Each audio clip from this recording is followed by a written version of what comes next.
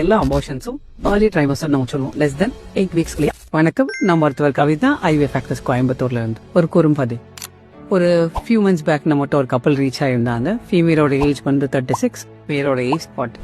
அவங்ககிட்ட ஒரு weird history இருந்தது. அவங்களோட ஆப்ஸ்டெட்டிக் ஸ்கோர் வந்து ஒரு கிராவிடா 6, பேராவும் லைவோ அபார்ஷன் 5.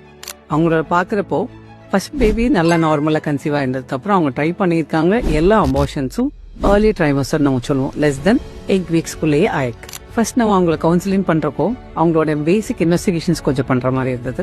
அதுல பாக்குறப்போ அவங்களுக்கு ரொமட்டாய்டு ஆர்த்ரைட்டிஸ் பாசிட்டிவா இருந்தது. ஃபர்தரா நம்ம என்ன பண்ணோம்னா அவங்களுக்கு HCQ மாதிரி இம்யூனோமாடுலேட்டட் ட்ரக்ஸ் ஸ்டார்ட் பண்ணோம். அரௌண்ட் ஒரு 3 மந்த்ஸ்லயே அவங்க கன்சீவ் ஸ்பான்டேனியஸ்.